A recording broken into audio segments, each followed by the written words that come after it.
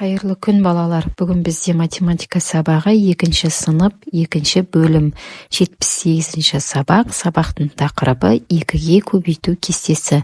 Бірінші есеп. Суретті және үлгіні пайдаланып, өрнектердің мәнін тап.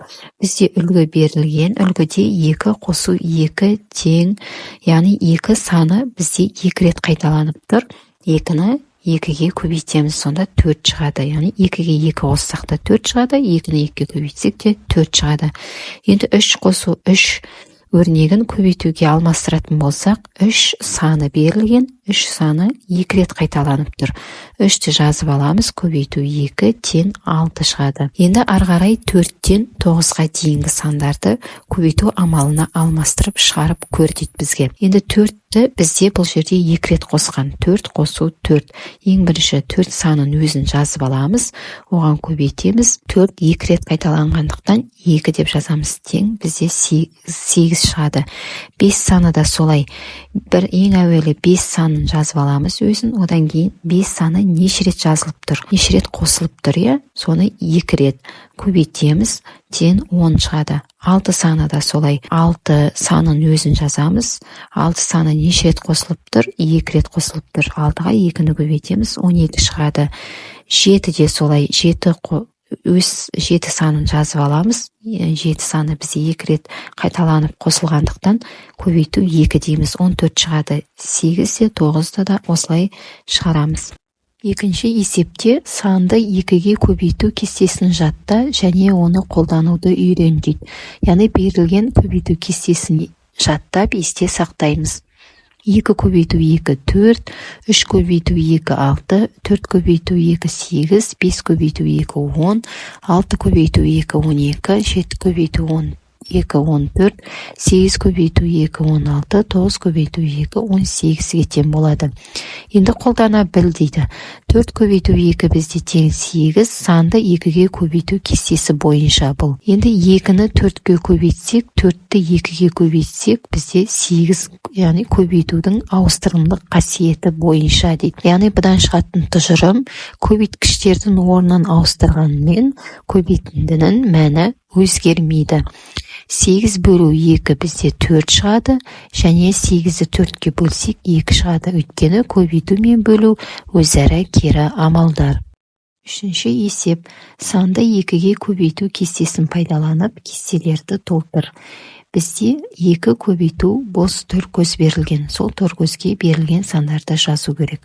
2 көбейту бізде 3 6 шығады, 2 көбейту 4 8 шығады, 2 көбейту 5 10, 2 көбейту 6 12, 2 көбейту 7 14, 2 көбейту 8 16, 2 көбейту 9 18 шығады. Келесі кестеде бізде бөлу берілген. Бос төркөзге берілген сандарды қойып, оны 2-ге бөлу керек. 4 бөлу 2 бізде 2 шығады, 6 бөлу 2 3 шығады, 8 бөлу 2 4 шығады, 10 бөлу 2 5 шығады, 12 бөлу 2 16 шығады, 14 бөлу 2 7 шығады, 16 бөлу 2 8, 18 бөлу 2 9 болады. Берілген анықтамаға назар аударып есте сақтаймыз. 2-ге бөлінетін сандар жұп сандар деп аталады, ал 2-ге бөлінбейтін сандар тақ сандар деп аталады. Енді 4-ші есеп 20-дан бастап жұп сандарды кему ретімен, ал 20-ға дейінгі тақ сандарды өсу ретімен жаз дейді. Бірінші жұп сандарды жазайық. 20-дан бастап кему ретімен, яғни 20, 18, 16, 14, 12, 10, 8, 6, 4, 2 сандары бізде 2-ге бөлінеді. Енді 20-ға дейінгі тақ сандарды өсу ретімен жазамыз. 1, 3, 5, 7, 9, 11, 13, 15, 17, 19 сандары бізде 2-ге бөлінбейді. Тақ сандар деп аталады. 5-ші есеп. Мысалдарды түсіндіре отырып шығар. Бізде үлгі берілген, яғни сандарды ондыққа, жүздікке айналдыра отырып шығарамыз. Ондық дегеніміз біз 1 0, жүздік дегеніміз 2 0, яғни бірлік сандарына 1 0-ді немесе 2 0-ді тіркеп отырып шығарамыз. 20 дегеніміз бізде 2 ондық. 2-ге 2-ні көбейтіп аламыз, сандарды 4 болады. Ондық деп қасына жазамыз. Енді 4 ондық дегеніміз 1 0 деп айттық, я, ондық. 4-ге 1 0-ді жалғасақ 40 болады. 600 дегеніміз 600-дік деп алсақ болады. Бөлу 2, яғни 6 мен 6-ны 2-ге бөліп аламыз, 3 шығады. Қасына 100-дікті жазамыз. 100-дік дегеніміз 2 0 дедік, я. 3-ге 2 0-ді тіркейміз, сонда 300 шығады. Осылай қалған есептерді шығарамыз. 30 дегеніміз 3 ондық, көбейту 2, 3-ге 2-ні көбейтіп аламыз, 6, қасына ондық деп жазамыз. Ондық дегеніміз 1 0, я. 6-ға 1 0-ді тіркейміз, 60 болады. 800 бөлу 2. 800 дегеніміз 800-дік, 8-ді 2-ге бөліп аламыз, бізде 4 шығады. 100-дік деген жазуды жазамыз қасына. 100-дік дегеніміз 2 0, 4-ге 2 0-ді тіркесек 400 болады. 40 килограммды 2-ге көбейтеміз, бізде 80 шығады. Яғни 40-ды 2 рет қосуға болады. 40 қосу 42 болады, немесе көбейту амалымен шығарсақ болады. 100 сантиметр бөлу 2 тең бізде 50 сантиметр болады. 6-шы есеп. Есептерді шығар. А нұсқасы: әр қайсында жетеуден 2 қалташа асық бар. Қалташалардағы асықтар нешеу? Қысқаша шартын құрамыз. Әр қайсында жетеуден қалташа, бізде 2 асықтар белгісіз. Шешуі: асықтар санын табу үшін 7-ге 2-ні көбейтеміз, 14 шығады. Жауабы: қалташалардағы асықтар 14. Ә нұсқасы: барлығы сайысқа 10 бала қатысты. Олар 5 топқа тең бөлініп тұрды. Әр топтан неше бала бар? Қысқаша шартын құрамыз. Қатысты 10 бала, бөлінді 5 топқа. Әр топта бізде белгісіз бала саны. Шешуі: 10-ды 5-ге бөлеміз, 2. Жауабы: әр топта 2 бала бар. 7-ші есеп. Тиімді тәсілмен есепте. 24 қосу 15 қосу 16. Бұл жерде тиімді тәсіл сандардың соңғы санына қараймыз. Яғни 4 пен 6 бізде екеуін қосқанда 0 мен аяқталады. Не себепті осы екі санды аяқтадық? Себебі 0 мен аяқталатын санға келесі санды қосу бізге оңай болады. Енді жақшаның ішіне 24-ге 16-ны қосып аламыз, бізде 40 шығады. 40-қа 15-ті қосқанда 55 шығады.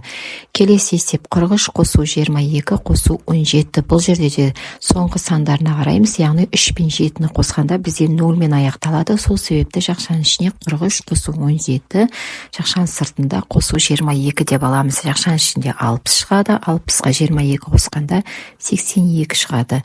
Келесі есеп: 16 қосу 43 қосу 27. Бұл жерде де 0-ге аяқталады. Бізде 3 пен 7, 43-ге 27-ні қосамыз. Жақшаның ішіне бізде 70 шығады. 16-ға 70-ті қосқанда 86 шығады. Келесі есеп: 36 қосу жақшаның ішінде 24 қосу 33. Енді бұл жерде жақшаның ішіне біз ең әуелі 0 мен аяқталатын сандарды аламыз. 36 қосу 24, 60 шығады. 60-қа 33 қосқанда 93 шығады. 8-ші есеп: 3, 6, 7, 8, 9 сандарының арасынан жұп сандарды тап, және оларды 2 есе кеміт. Нәтижені жаз, шыққан теңдіктерді түрліше оқы. Бұл жердегі жұп сандар 6 және 8. 2 есе кеміт дегеніміз 2-ге бөлеміз. 6-ны 2-ге бөлсек 3 шығады, 8-ді 2-ге бөлсек 4 шығады. Енді бұл теңдіктерді түрліше оқитын болсақ, 6 санында 2-ден 3 рет бар. Немесе былай оқуға болады: 6 мен 2-нің бөліндісінің мәні 3-ге тең. Немесе 6-ны 2 есе кемітсек 3 шығады. Енді келесі теңдікті оқитын болсақ түрліше: 8 санында 2-ден 4 рет бар. 8 бен 2 санының бөліндісі 4-ге тең. 8 санын 2 есе кемітсек 4 шығады. 9-шы есеп: суретте неше түзу мен кесінді бар? Осы фигуралардың қиылысуынан шыққан фигураны ата. Суретте 3 түзу мен 3 кесінді бар. Осы фигуралардың қиылысуынан шыққан фигураның атауы 3 бұрыш. Осымен бүгінгі сабағымыз аяқталды. Сабақтардың барлығы түсінікті болса, каналға тіркеліп, досыңа жіберуді ұмытпа. Сау болыңдар.